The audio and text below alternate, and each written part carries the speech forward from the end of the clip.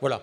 Alors les pauses sont courtes, je le sais, mais comme ça au moins il y a une dynamique et puis c'est la dernière partie de cette journée avec une intervention, voilà, une nouvelle intervention avec Xavier Boadvézy. Bonjour. Bonjour. Merci d'être avec nous. Je vous en prie. Alors vous êtes le vice-président de la Digital Factory du groupe SEB. Donc vous allez nous dire dans 2 minutes de quoi est-ce qu'il s'agit. Et puis voilà, on l'a dit déjà un petit peu avant, la valeur d'un produit se crée dans l'interaction entre la marque et le consommateur. Et vous allez nous parler de l'intelligence artificielle dans l'alimentation. Et donc le groupe SEB, comme l'a dit l'intervenant précédent Philippe Moati, est déjà très investi et très engagé dans cette dynamique qu'il y a à créer autour des produits. Donc c'est ce que vous allez nous expliquer tout de suite. C'est à vous. Exactement, merci beaucoup. Bonjour à tous. Donc effectivement, je suis en charge de l'atelier digital ou la Digital Factory du groupe SEB.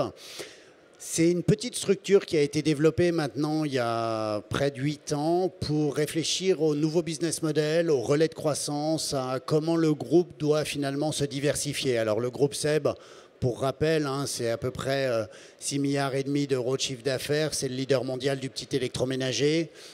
C'est en moyenne 12 produits dans les foyers français, principalement implantés dans les cuisines, mais également dans tout ce qui est soins du linge, soins de la personne.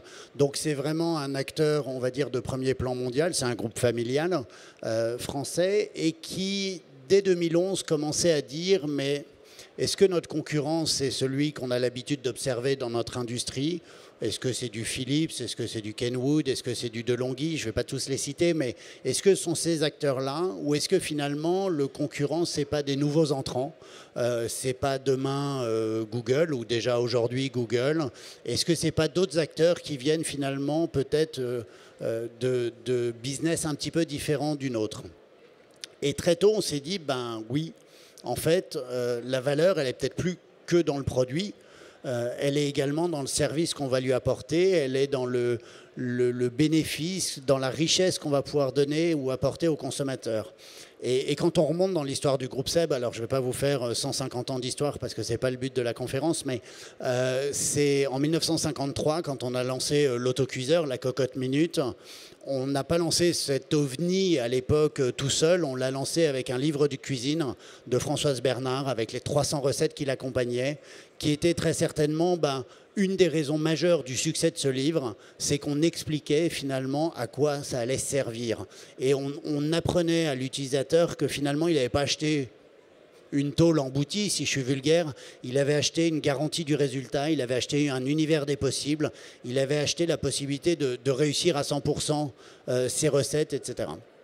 Et finalement, aujourd'hui, en 2012, quand on a lancé Cookéo, qui a été un des derniers gros succès commerciaux, donc c'est un multicuiseur intelligent, et c'est exactement la même chose qui en a fait le succès. C'est qu'on n'a pas lancé un produit, on a lancé un univers des possibles, on a lancé cette garantie du résultat. Et en 2014, quand on a lancé la première version connectée de ce produit, donc finalement qui pouvait interagir, la vraie question à se poser, et quand on va parler d'intelligence dans notre secteur, c'est intelligence pourquoi ? Parce que intelligence artificielle, pour moi, c'est un petit peu, on pourrait parler de blockchain, on pourrait parler de plein de choses.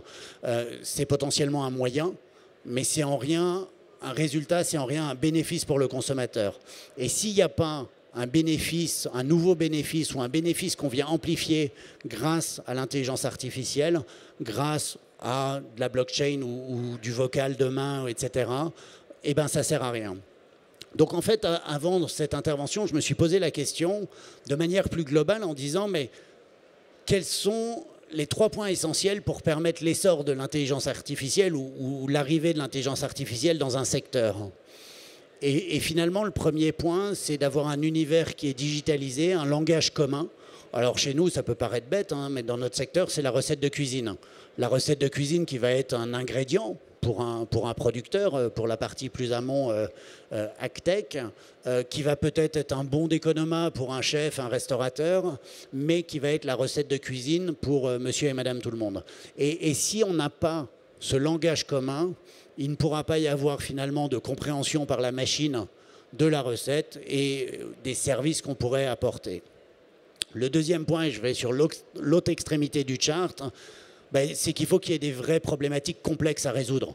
qui ait énormément de variables à prendre en compte, qui ait énormément d'infos, parce que piloter des algorithmes ou une certaine intelligence quand on sait que c'est relativement basique à résoudre, ça ne sert pas à grand-chose.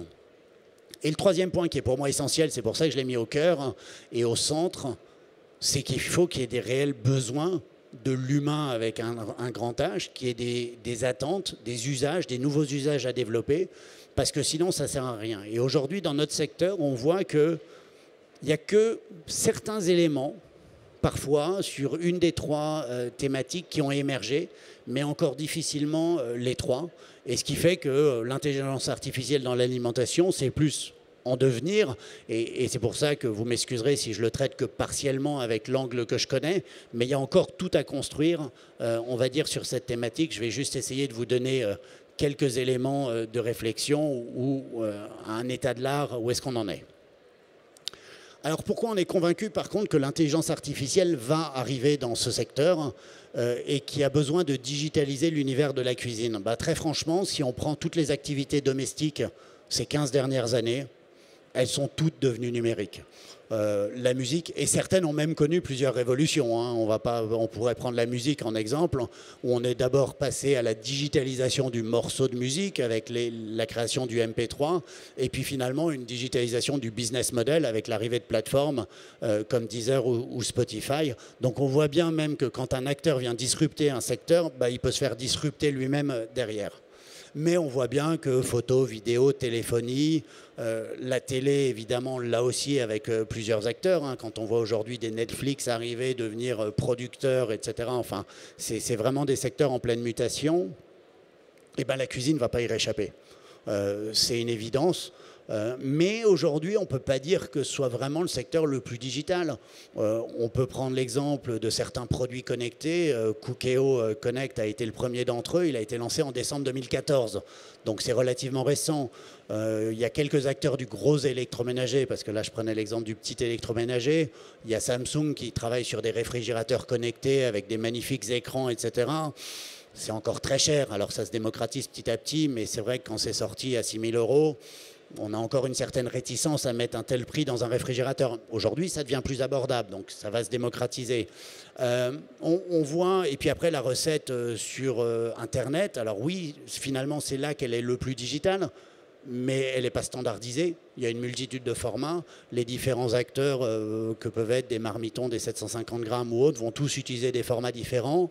Ce n'est pas un langage commun. Je ne peux pas connecter ma machine, par exemple, à ma recette marmiton, ou sinon, il faudrait standardiser tout ça. Et c'est bien ce fameux langage commun qu'il faudrait créer. Et je suis convaincu qu'on va y venir. Je vais vous expliquer en partie comment.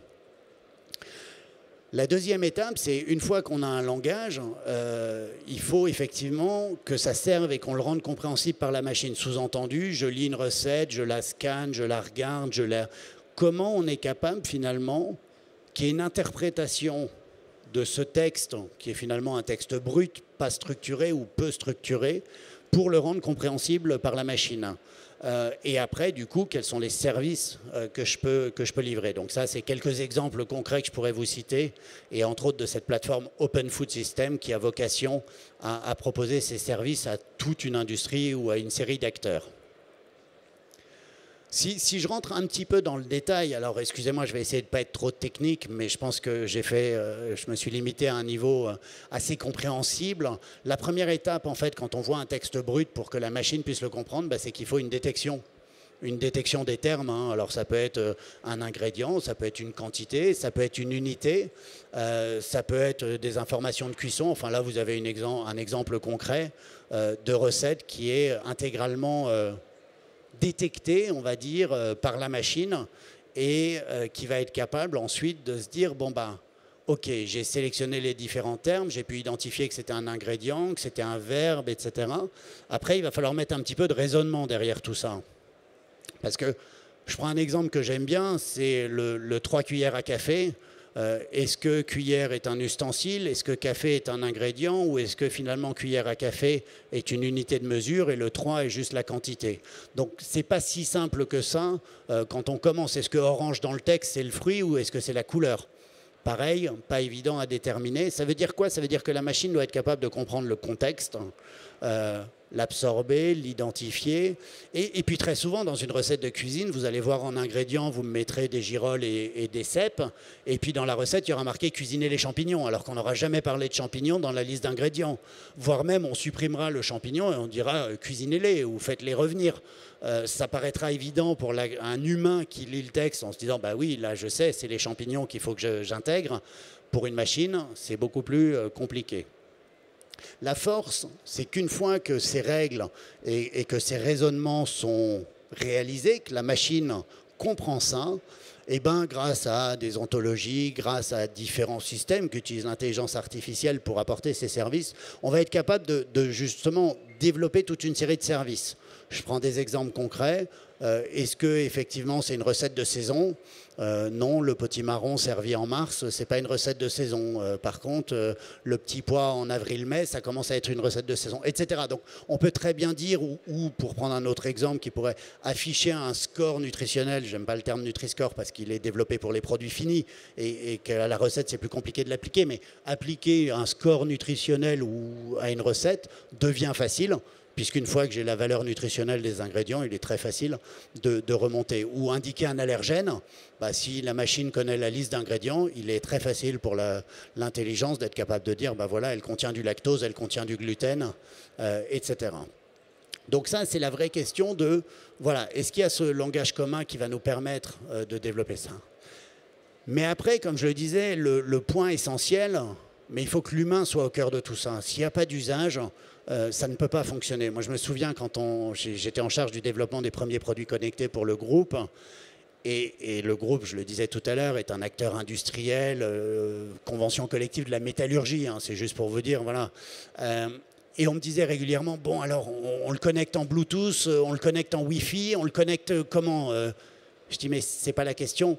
La question, c'est pas le moyen, c'est pas la connexion. C'est finalement quel bénéfice j'apporte, pour quels nouveaux usages et en quoi je vais apporter de la valeur au consommateur. Finalement, c'est une fois que je vous aurai apporté ces éléments que vous allez me dire « Ah, attends, pour faire ça, il faudrait que tu connectes en Wi-Fi, en Bluetooth ou que tel techno est adapté. » Je prends un exemple concret parce que souvent on me dit « Ah ouais, mais vous, groupe Seb, vos produits, c'est pas encore vraiment du connecté, ils sont pas en Wi-Fi. » Ouais, mais quel est l'intérêt de faire un produit en Wi-Fi dans la cuisine alors qu'on sait que 99% des Français refusent d'allumer un four quand ils ne sont pas chez eux. Et puis finalement, connecter un Cookéo en Wi-Fi alors qu'à un moment, désolé, il faut encore couper les ingrédients, les mettre dans la cuve pour lancer une cuisson, ça a aussi peu d'intérêt. Donc c'est vraiment raisonner en usage, en quel bénéfice j'apporte. Et là, c'est toute la réflexion qu'on a eue sur cette vision d'écosystème, de dire le vrai besoin de l'utilisateur aujourd'hui, c'est de répondre à une question qui est relativement simple, hein, que j'ai mis sur ce chart, ben, c'est qu'est-ce que je mange ce soir? C'est une question à peu près 26 millions de foyers se posent quotidiennement, généralement 20 à 25 minutes avant réellement de passer à table, donc ça vous indique le niveau de complexité qu'il va falloir intégrer dans une certaine intelligence pour y répondre correctement. Parce que moi, effectivement, être capable d'intégrer tous les éléments de contexte et de profil qui vont me permettre de dire, ah bah, ce soir, la recette qui va être facile à faire en fonction du temps, des ingrédients que j'ai, de mon niveau en cuisine, des appareils que j'ai dans ma cuisine, de ce que les enfants ont mangé à midi, de l'activité sportive, etc., etc. Et ben, s'il n'y a pas une machine pour m'aider et pour me proposer un vrai service, je serai incapable de le faire. Et puis, il ne faut pas oublier quand même un point essentiel pour moi, c'est la vision plaisir, le goût, l'alimentation. On est quand même dans un domaine où, à nouveau, l'intelligence artificielle, c'est bien. Ça va pouvoir apporter de l'assistance, apporter un commis de cuisine, être votre guide, votre GPS, on appelle ça comme on veut. Mais à un moment, on parle de gastronomie, on parle de plaisir, on parle de goût. On doit continuer à bien garder ces dimensions-là. Mais là également, on pourrait très bien intégrer, et on intègre en partie, un profil, on va dire, pas seulement nutritionnel, mais organoleptique de l'utilisateur qui me dit, moi j'aime plutôt les plats gratinés, comment je m'assure que les recettes que je lui propose soient, voilà. Mais il faut faire attention à ne pas tomber dans le travers, c'est qu'on sait très bien que ces algorithmes, si à force on ne fait que ça, ben on va limiter l'univers des possibles, on va tout le temps proposer quelque chose qui va finalement un petit peu enfermer l'utilisateur, et que dans la cuisine, au contraire, il faut être capable de faire ce qu'on appelle le petit pas de côté, c'est j'ai l'habitude de faire quotidiennement ma quiche au jambon. Ben, comment je fais une quiche épinard saumon ce soir? Il faut savoir, juste pour votre information, qu'un foyer en France, vous reconnaîtrez peut-être là-dedans, cuisine en moyenne avec 30 à 40 recettes. Et c'est les mêmes qui tournent. Parce que finalement, on est dans notre zone de confort, on sait ce qu'on fait, on aime bien, etc. Le point nouveau, c'est que la nouvelle génération, elle ajoute plein d'éléments parce que finalement, on aime bien aussi, alors aller dehors au restaurant, etc., ça on le faisait avant, mais on aime bien se faire livrer, on aime bien, etc. Donc il y a des nouveaux modes de consommation qui apparaissent, qui viennent évidemment complexifier la donne. Et c'est pour ça que si on veut répondre correctement à la question « qu'est-ce que je mange ce soir ?», on va être obligé d'embarquer un écosystème d'acteurs, parce qu'une personne seule, un industriel seul, ne peut pas répondre à cette question. Parce que c'est effectivement, limite, moi, Seb, je vais savoir quels sont les appareils qu'il a chez lui. Mais prenons même notre cas. Ok, je sais que vous avez un Cookéo à la maison, je suis super content, mais vous avez également un produit concurrent, on va prendre un Thermomix pour ne pas le citer. Si je vous propose que des recettes avec votre Cookéo, je réponds partiellement à votre problématique, puisque vous avez aussi l'habitude d'utiliser votre Thermomix. Donc, vous n'êtes pas satisfait.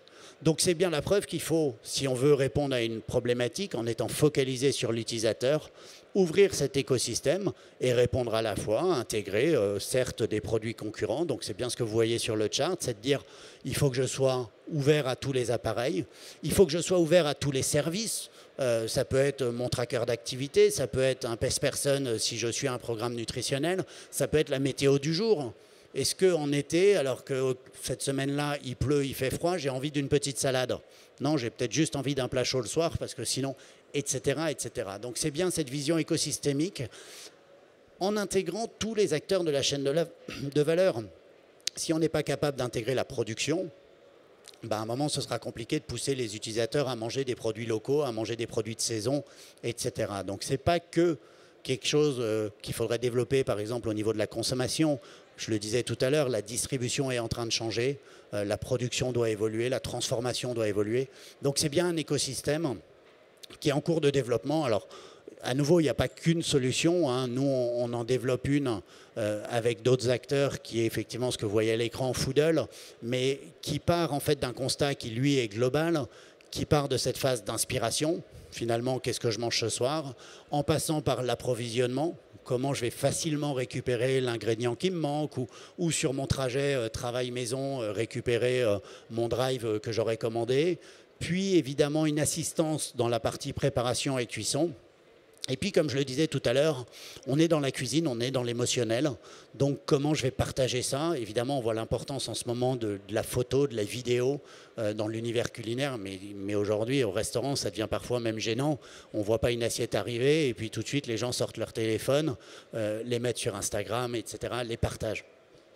Est-ce que c'est bien, pas bien? Ce n'est pas le sujet de la conférence, mais ce qui est important en tout cas, c'est que c'est un élément essentiel. On a envie de partager, on a envie de dire ce qu'on a mangé, on a envie d'avoir après, et c'est la dernière brique, mais qui est un peu transversale, également des services complémentaires. C'est-à-dire l'idée n'est pas de dire un acteur va tout développer, c'est bien différents acteurs de l'écosystème qui vont enrichir et apporter des nouveaux services. Donc, comme je le disais, pour que l'intelligence artificielle ait du sens dans un secteur, c'est effectivement, il faut qu'on ait un grand nombre d'éléments, de contextes, de profils à prendre en compte pour qu'il y ait beaucoup de variables. Si on peut décider nous-mêmes, c'est assez facile. Mais comme je vous le disais tout à l'heure, si on prend l'agenda, c'est-à-dire sous-entendu quel temps il me reste pour cuisiner, la météo, qu'est-ce que j'ai mangé à midi, et puis qu'on prend l'individu au sein du foyer, sous-entendu qu'est-ce que mes enfants ont également mangé à la cantine. Si on prend qui j'invite ce soir, qui s'est pas déjà posé la question de se dire mince, alors ce soir on a ces invités qui viennent, alors lui je crois même pas le sucré salé, elle mange sans lactose, enfin ça devient des vrais casse-têtes de cuisiner. Est-ce qu'on pourrait, alors est-ce qu'on veut, c'est une autre question, mais est-ce qu'on pourrait effectivement partager ces éléments, etc., etc. Je vous en ai listé quelques-uns à l'écran, c'est évidemment pas exhaustif. Et puis, comme je le disais, il y a des éléments qui sont au niveau du foyer et il y a des éléments qui vont être au niveau de l'individu et de la personne. Les appareils que vous avez en cuisine, ils ne vont pas être dédiés à chaque personne. Peut-être, cela dit, en fonction du niveau en cuisine de chacun. Mais en tout cas, ce qui est sûr, c'est que les préférences alimentaires, elles vont être au niveau de l'individu qui composent le foyer. Donc tout ça, il va falloir être capable de mettre un petit peu d'intelligence dans tout ça. Et comme je le disais, un des points essentiels, c'est d'être capable de l'enrichir avec tous les acteurs de la chaîne de valeur. Alors, c'est vrai que je ne me suis pas présenté tout à l'heure sur la partie food tech, mais vous n'êtes peut-être pas censé savoir qu'en fort de la French Tech, on va dire du succès de la French Tech dans ses premières années, en 2016, il a été officialisé l'ouverture de réseaux thématiques, donc des émanations de la French Tech pour dynamiser l'écosystème. Et un des 9 réseaux thématiques labellisés a été la Food Tech, donc toutes les startups de la fourche à la fourchette.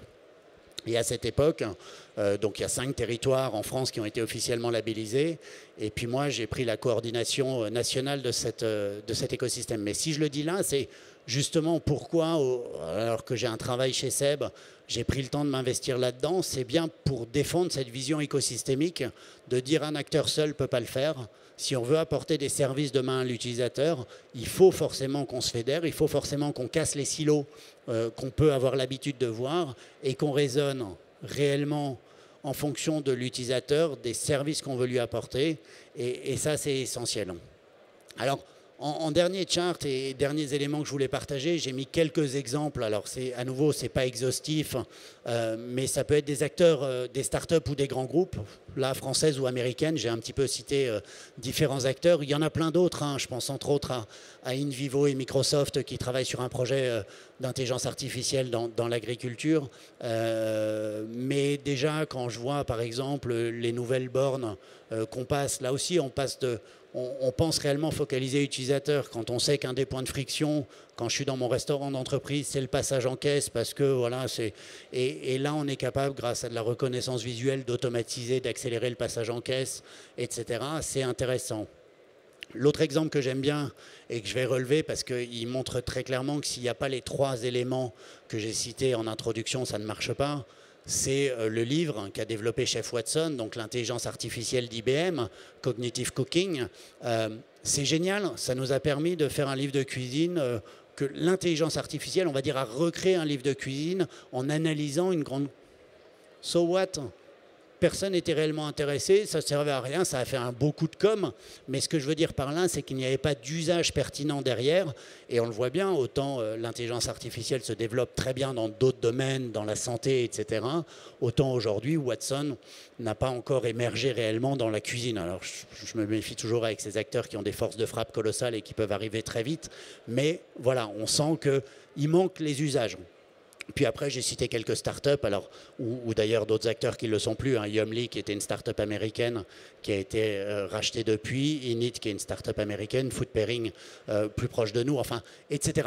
C'est juste des exemples, ou Foodvisor, d'applications qui commencent à émerger avec, pour certaines, un vrai bénéfice, un vrai usage nouveau dans l'univers de la cuisine. Donc voilà en quelques mots ce que je voulais partager avec vous. L'idée maintenant, c'est d'avoir une interaction, que vous puissiez poser un petit peu les questions ou quel est votre point de vue par rapport à ça. Merci beaucoup Xavier Boitvézy. On peut l'applaudir ? Oui, oui. Vous allez pouvoir poser vos questions, rassurez-vous, sans problème. Juste, j'avais une petite question juste avant. Vous nous avez dit effectivement que, donc évidemment, l'intelligence artificielle s'était répandue dans de nombreux domaines de la vie familiale, du foyer. On a parlé de la musique, on a parlé de la santé, etc. Et que dans le domaine de la cuisine, c'était encore assez peu développé. Pourquoi est-ce que la cuisine vient plus tard que les autres domaines à l'intelligence artificielle ? Est-ce qu'il y a des raisons ? Je pense qu'il y a une raison, c'est que c'est un domaine qui est propre à chaque marché. C'est-à-dire qu'il faut bien sûr traduire une certaine intelligence, mais il faut aussi l'adapter, la localiser en fonction des marchés. Et que finalement, c'est encore une niche par rapport à d'autres secteurs. Je prends l'exemple des GAFA. Très clairement, il est plus pertinent pour eux d'aller chercher à craquer le véhicule autonome que de développer un langage digital dans l'univers de la cuisine. Ce qui ne veut pas dire qu'il ne s'en occupera pas un jour ou qu'il n'y a pas des acteurs qui travaillent déjà sur le sujet. Mais la complexité, c'est qu'il faut avoir une vraie connaissance utilisateur sur chaque marché. Alors vous allez me dire, Google est le premier à savoir, et d'ailleurs la cuisine est le troisième, on va dire, critère de recherche ou domaine recherché dans Google, voilà, ou troisième ou deuxième. Oui. Donc effectivement, ils ont déjà une grosse remontée d'infos, mais après, il y a quand même un gros travail d'adapter. Je vous donne un exemple, effectivement, de cette ontologie ou de notre capacité aujourd'hui dans l'univers français à comprendre une recette et à faire comprendre à la machine une recette. Bah, quand on l'a traduit en allemand, bah, il y avait des ingrédients qui sont clés dans on va dire oui, dans la cuisine traditionnelle allemande, et entre autres une variété de saucisses qui n'était même pas référencée en France parce qu'elle n'existait pas, qui était la troisième saucisse la plus consommée en Allemagne. Donc ne pas l'avoir, on passe juste à côté de quelque chose, et inversement, c'est normal qu'en France, on ne l'ait pas vu. Donc voilà, je pense que c'est une des raisons, c'est que c'est compliqué, c'est qu'il faut l'adapter, voilà. C'est très lié au marché, c'est très culturel. D'accord, ok. Alors, vos questions, madame, on va vous faire passer un micro, je vous demanderai juste de vous présenter, s'il vous plaît. Oui, bonjour, Céline Lenné du cabinet Alim Avenir. Merci Xavier. Je pensais que vous alliez peut-être nous parler aussi des perspectives des enceintes vocales et de tout ce qui se développe déjà donc, dans l'écosystème d'Amazon avec les Skills, par exemple aux États-Unis, qui commencent à arriver un peu en France, et aussi avec Google Home, et puis votre projet avec Orange, hein, je crois, de Jingo. Pour le moment, aux États-Unis, il y a des enceintes dans beaucoup de foyers, hein, je crois que c'est 10 ou 15% des foyers.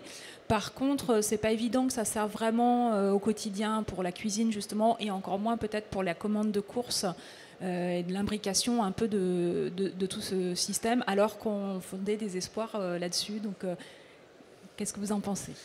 C'est une bonne question, et c'est vrai que je ne l'ai pas abordé parce que pour moi le vocal est plus à traiter comme une interface qui va utiliser l'intelligence artificielle. Donc finalement que je projette sur on va dire un smartphone ou que je projette dans une enceinte connectée, c'est la même intelligence qui est derrière. Donc typiquement aujourd'hui, dans les travaux qu'on a développés effectivement avec Orange sur leur enceinte connectée Jingo, c'est l'intelligence artificielle dont je vous ai parlé là qui vient, on va dire, alimenter le speaker. Mais à nouveau, ce qui est très intéressant pour moi dans le speaker, et je suis pas, enfin, oui, il est présent dans les foyers, il se développe. Et oui, la cuisine est quand même le deuxième ou le troisième en fonction des pays. Alors, soit lieu d'implantation, parce qu'il est soit dans la cuisine, soit dans le salon finalement. Et la troisième utilisation. Très souvent, c'est la lumière et ou la musique en premier, des fonctions basiques. Et très souvent, le troisième cas d'usage, c'est le timer. Alors, c'est des choses basiques. Hein. En Grande-Bretagne, c'est comment cuire un œuf, quels sont les temps de cuisson d'un œuf dur, un œuf mollet, etc. Sous-entendu, le truc qu'on oublie à chaque fois et on se dit, tiens, Jingo, Alexa, etc., dis-moi combien de temps c'est pour cuire un œuf. Nous, là aussi, par rapport à ce que je vous ai dit, on ambitionne d'être capable de gérer, parce que dans l'expérience utilisateur, si on se focalise sur l'utilisateur, elle va être multi-interface. Je prends souvent l'exemple, je vous disais tout à l'heure, j'ouvre mon réfrigérateur à 19h30, je dois manger dans 25 minutes, je vois qu'il me reste du poulet et des carottes, je ne vais pas commencer à sortir mon téléphone ou mon iPad et taper poulet-carottes. Je vais te dire, ok Jingo, j'ai du poulet et des carottes, qu'est-ce que je mange ce soir? Par contre, quand je vais tomber dans une étape de cuisine que je ne sais pas réaliser, on va me demander monder les tomates. Je suis là, mais monder une tomate, je ne sais pas ce que c'est. Bah, qu'est-ce que je vais faire? Je vais allumer mon interface, là plutôt un iPhone ou un smartphone ou une tablette, et je vais regarder la petite vidéo qui m'explique comment monder une tomate. Sur la liste de courses, c'est vrai que ça devient en plus compliqué, parce que derrière, il faut quand même qu'il y ait la supply, enfin la livraison. Quand on parle de 20 minutes, aujourd'hui, je connais assez peu d'acteurs capables de me livrer l'ingrédient qui me manque en 20 minutes. On arrive à faire 1 heure dans certains endroits. En province, ce n'est pas encore arrivé jusqu'à nous. Mais je veux dire par là, il va falloir que toute la chaîne de valeur puisse s'enrichir pour qu'on puisse avoir ces éléments. Ça va venir. Moi, je suis convaincu qu'on va passer au tout vocal, que le vocal aura une vraie importance dans la cuisine. Mais à nouveau, l'enceinte connectée sera qu'un moyen. Limite, peut-être que nos produits demain intégreront une enceinte et je pourrais parler à mon cookéo ou à mon compagnon, que ce soit dans le produit, que ce soit sur une enceinte connectée ou ailleurs. Ce n'est pas important. La vraie question à nouveau, c'est quels usages et quels nouveaux services je viens apporter à l'utilisateur. Mais oui, moi j'y crois. Oui, donc comme vous le disiez, effectivement, il ne faut pas tomber dans le panneau de la fascination pour la technologie, il faut que ça réponde à un besoin. Voilà. Oui, une autre question pour Xavier Boitvézy.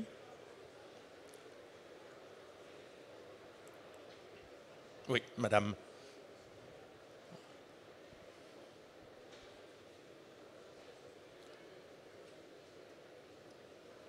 Merci Laurence Bettine de Team Creative Design. Merci beaucoup, c'était très clair. Moi j'ai juste une question sur le collaboratif. Je crois aussi évidemment à ça, on en a parlé lors de la conférence précédente. Comment est-ce que vous arrivez à faire travailler des concurrents ensemble ? Et comment est-ce qu'ils tirent leur épingle du jeu ? Parce qu'on parle de choses qui sont évidemment hyper touchy dans ce cadre-là. C'est un, la confidentialité, et deux, l'argent, quoi. Alors c'est un sujet extrêmement compliqué.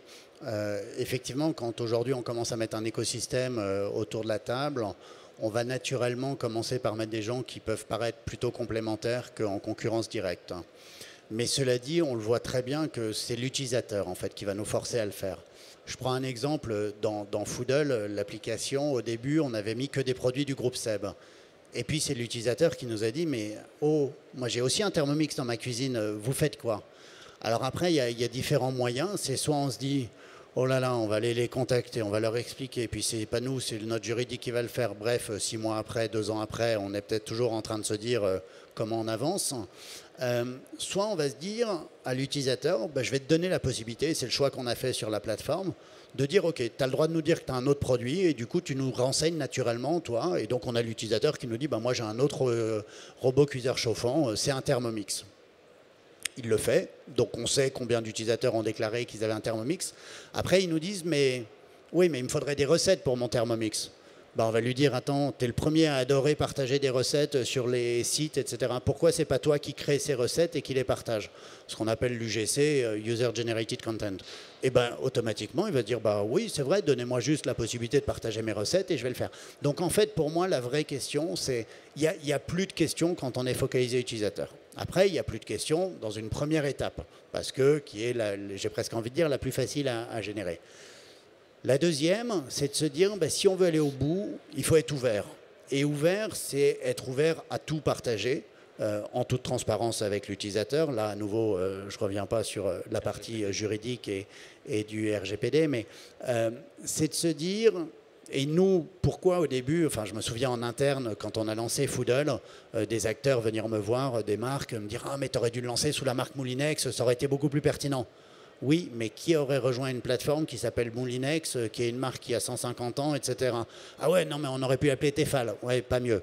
Donc, je veux dire, si on a pris un nom neutre, en tout cas qu'on a créé comme ça, c'était bien pour dire on est prêt à intégrer des acteurs nouveaux sur une plateforme la plus neutre. Deuxième point, c'est qu'on est prêt, et on est allé jusque-là, et c'est quelque chose qui est en cours, à ouvrir le capital. En disant, si on veut réellement créer un écosystème, il ne faut pas qu'il soit 100% Seb. Donc si moi j'ai un autre acteur de la distribution, d'un concurrent qui me dit, moi ça m'intéresse ce que tu fais, j'ai la même vision écosystémique, par contre je veux prendre 10%, 15%, 20%. Ok, on y va. Et donc c'est en fait comme ça qu'on essaye petit à petit, mais c'est un travail de longue haleine, je ne vais pas me cacher derrière ça. C'est aussi pour ça qu'on soutient et que moi je m'investis beaucoup dans la food tech, parce que je pense qu'un tiers de confiance, qui peut être par exemple, là aussi je ne l'ai pas dit dans Foodle, mais l'État envisage de rentrer au capital en disant, mais moi si je rentre au capital, je suis un tiers de confiance, et ça va permettre aux gens de se dire, voilà, ça vaut le coup d'investir et de vraiment développer un écosystème. Ce qui est sûr, c'est que dans ma vision, sur les plateformes que j'appellerais généralistes, la France et l'Europe a franchement perdu la guerre. Voilà, on ne rattrapera pas le retard. Sur d'autres sujets, je pense qu'il y a encore moyen de rattraper, et entre autres sur une plateforme thématique, sur un sujet où la France est juste extrêmement pertinente pour prendre la parole, à savoir l'alimentation. Donc, ce qu'il faut, c'est effectivement être capable de construire une plateforme thématique, pas au niveau français, mais plutôt au niveau européen. Parce que si on ne se bouge pas rapidement pour fédérer tous les acteurs, notre recette, elle passera par Seattle ou par Shanghai avant même. Et entre nous, avec le vocal, c'est ce qui risque de se passer. Si demain, j'ai une borne Alexa dans ma cuisine et que je dis, tiens, il me reste des carottes et du poulet, qu'est-ce que tu me proposes ? Ça passera effectivement par Seattle avant de me dire ce que... Et donc, celui qui saura ce que le petit Français mange au quotidien, ce ne sera pas l'acteur français, et ce serait dommage de se priver de cette valeur, parce qu'en fait, c'est cette valeur qui va permettre de proposer de nouveaux services, d'enrichir au fur et à mesure et de compléter l'écosystème. Je peux poser une dernière question. J'étais pas là au début, donc je suis désolée, vous l'avez peut-être dit. Foodle, en toute transparence, ça représente quoi ? C'est quoi le business model ? Ça gagne de l'argent, ça en perd ? Il y a combien d'adhérents ? Voilà. Alors, Foodle en tant que tel, la plateforme B2C, clairement, ça ne gagne pas d'argent. Ce n'est pas le but non plus à court terme. Pourquoi? Et c'est d'ailleurs une des clés d'entrée à certaines startups sur le sujet, c'est que le consommateur final, aujourd'hui, n'est pas prêt à payer pour ce genre de service, parce que accès à de la recette, et puis la recommandation personnalisée, c'est bien, mais bon, est-ce que réellement, etc. Donc, il faut d'abord s'assurer de lui livrer un service extrêmement pertinent. Et très franchement, l'idée n'est pas non plus pour moi de le facturer demain. Ce qui peut être intéressant par contre, c'est effectivement comment on apporte des services en B2B, comment on intègre d'autres acteurs de l'écosystème. Aujourd'hui, d'ailleurs, on a commencé sur Foodle à dire bah tiens, tu es une start-up, tu connais mieux, j'en sais rien, les associations mets et vins, c'est toi qui vas développer le lien avec les mets et vins, etc. etc. Pour répondre à la question, c'est déjà une centaine de milliers d'utilisateurs. Enfin un peu plus, donc ça commence à être significatif. Pour notre phase de test, c'était bien. J'ai envie de dire, là, l'idée maintenant, c'est de passer à l'échelle. Et on sait très bien, bah, là aussi, que demain, le vocal, que demain, de la communication plus large peut nous aider de passer à l'échelle. Ouais. Juste une petite question, c'est une plateforme B2C, et on peut envisager d'intégrer des professionnels, par exemple du secteur de la restauration, où ça n'a pas de sens? Alors, on peut tout à fait, parce que je prends souvent l'exemple pour moi de la pizza, ou même d'ailleurs, on discute avec des startups de la réservation en last minute du restaurant. Parce qu'évidemment, quand j'ouvre mon réfrigérateur 20 minutes avant de passer à table, je peux avoir quelque chose et me dire tiens, qu'est-ce que je mange, mais je peux avoir rien dans mon réfrigérateur et me dire mince, quel est le petit resto sympa où il reste encore une table pour 2 personnes, où j'ai envie d'aller dîner ce soir. Ou l'exemple de la pizza, si je la fais le week-end avec mes enfants, j'ai peut-être envie de faire moi-même ma pâte pour leur expliquer ce que c'est qu'un levain. En semaine, je prendrai une pâte industrielle toute faite, je la déroule, mais je fais quand même mon petit pomodoro et machin. Et puis le soir, un quart d'heure avant le début du match de foot, et j'ai des copains qui arrivent, je fais Allo Pizza et je suis ravi et je leur demande de livrer les bières fraîches avant. Donc la même recette, en fonction du contexte, va avoir clairement différentes solutions. Donc pour répondre à la question, oui, on est obligé d'intégrer, pour moi, des acteurs de la restauration à ce niveau. L'autre endroit où... Est-ce qu'il y en a déjà aujourd'hui sur les 100 000 et quelques... Non, aujourd'hui, on utilise plutôt des startups pour les fédérer. Là où les acteurs de la restauration sont intéressés, c'est plutôt par les briques technologiques B2B là qu'on a développé, c'est le Open Food System que j'ai montré rapidement, d'acteurs qui me disent ben moi typiquement je ne sais pas forcément facilement déclarer mes allergènes et de surcroît mon chef certes il a son menu en français, mais est-ce que vous n'auriez pas moyen de me le communiquer en 4 ou 5 langues automatiquement quand j'ai un client italien qui rentre dans mon restaurant, est-ce que je pourrais avoir... Voilà, et ça sont des outils que l'intelligence artificielle pourrait très bien faire. Moi, si le chef il rentre les recettes, il n'y a aucun problème pour les traduire, pour citer les allergènes dans toutes les langues, etc. Donc voilà, c'est plus des applications B2B dans ces cas-là pour les restaurateurs. Ok, super. Alors, peut-être juste une dernière question. Vous avez dit Foodle, l'idée c'est de faire une plateforme européenne. Alors, on intègre les Britanniques ou pas dedans? Non, c'est une blague. Mais non, vous non, pouvez mais y répondre. Oui, il faut tout le monde, bien sûr. Il faut tout le monde. Après, les anglo-saxons sont plutôt proches du marché américain. Ouais. Donc, très souvent, on voit les startups américaines faire leurs premiers tests au niveau du UK. Mais bien sûr qu'il faut les intégrer également. Bon, super. Merci beaucoup, Xavier. On peut l'applaudir à nouveau. Voilà. Et si vous souhaitez poursuivre les échanges avec Xavier, il va se déplacer là dans les quelques minutes qui viennent, donc dans l'espace expert juste à côté. Donc vous pourrez continuer poursuivre l'échange avec lui. Merci encore, Xavier. Alors, on va prendre une dernière petite pause de ce salon Made de 5 minutes avant de poursuivre avec Sophie de Rénal de Nutri Marketing qui va venir clore ces 2 journées de conférences sur le Made. Voilà, on se retrouve dans moins de 5 minutes.